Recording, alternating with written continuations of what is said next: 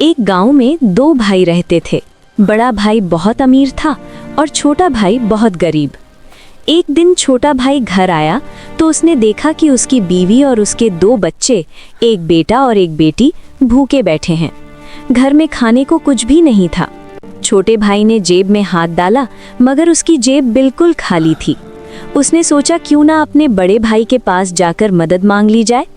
वो अपने बड़े भाई के घर गया और कहा, भाई मेरी मदद करो, मेरे पास खाने को कुछ नहीं। बड़े भाई ने गुस्सा, दफा हो जाओ यहाँ से, मेरे पास तुम्ही दाइनी को कुछ नहीं। कुछ नहीं। ये सुनकर छोटा भाई बहुत दुखी हुआ और वहां से चला गया। वो रोता हुआ घर की तरफ जा रहा था कि रास्ते में उसे एक बुजुर्ग आदमी मिला जिसके हाथ में बहुत भारी सामान था। बुजुर्ग ने कहा, जरा मेरी मदद कर दो। हाँ बिल्कुल। और बुजुर्ग के साथ चल पड़ा। बुजुर्ग ने खुश होकर कहा, तुम बहुत अच्छे हो, मेरी मदद के लिए फौरन तैयार हो गए। जब वे बुजुर्ग के घर पहुंचे तो बुजुर्ग ने पूछा, बेटा तुम परेशान लग रहे हो।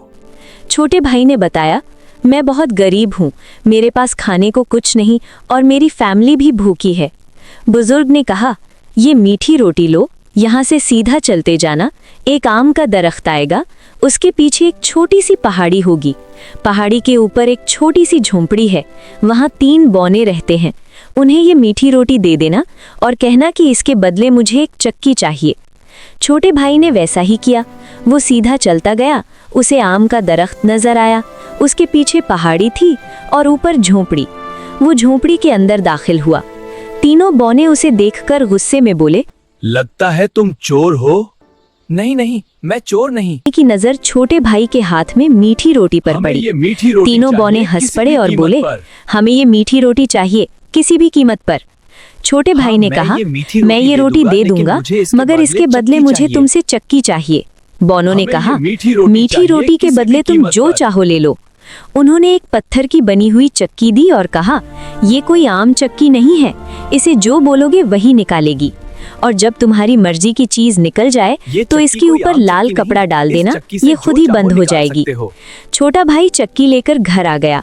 उसने अपनी बीवी और बच्चों को भूखा देखा तो चक्की जमीन पर रखकर कहा, चक्की चक्की दाल निकाल। चक्की चक्की चावल निकाल। चक्की से चावल निकल आए। जब खाना काफी हो गया तो उसने चक्की पर लाल कपड़ा डाल दिया और चक्की रुक गई। सबने मिलकर खूब पेट भर कर खाना खाया।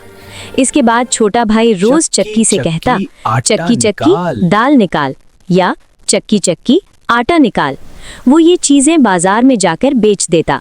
इस तरह कुछ ही दिनों में छोटा भाई बहुत अमीर हो गया और उसने एक बहुत खूबसूरत घर बना लिया।